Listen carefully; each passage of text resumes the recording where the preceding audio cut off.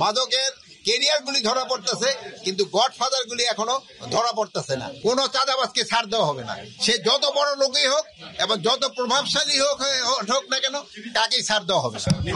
আমাদের চিফ অ্যাডভাইজারের ওখানে আমাদের কি আলোচনা হয়েছে ওইটার ব্যাপারে আপনাদের তো অলরেডি মনে আমাদের যে ইসে আছে প্রেস সেক্রেটারি, উনি তো আপনাদের ব্রিফ করছেন, ওইটা তো আপনারা সবাই জানেনই।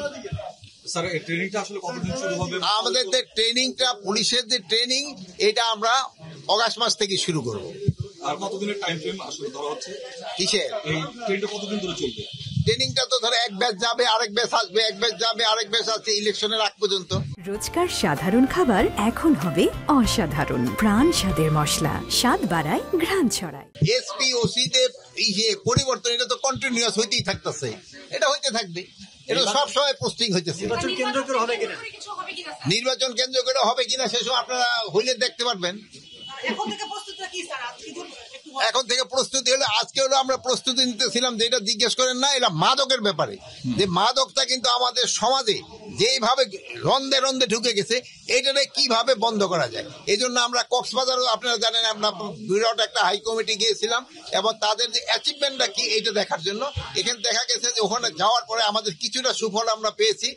মাদকের ধরার পরিমাণটা অনেক বাড়ছে, কিন্তু মাদকের ক্যারিয়ারগুলি ধরা পড়তেছে, কিন্তু গডফাদারগুলি এখনো ধরা পড়তেছে না। গডফাদারগুলি ধরা না পড়ার আমাদের কতগুলি সংস্থা আছে, তাদেরও কিছুটা দায় রয়ে গেছে। আমরা সবার থেকে সব ধরনের সহযোগিতা পাচ্ছি, তাদের থেকে সহযোগিতা পাচ্ছি না এগুলি আমি আপাতত বলতে চাচ্ছি না, বাট অনেক আছে যাদের থেকে আমরা সহযোগিতা পাচ্ছি।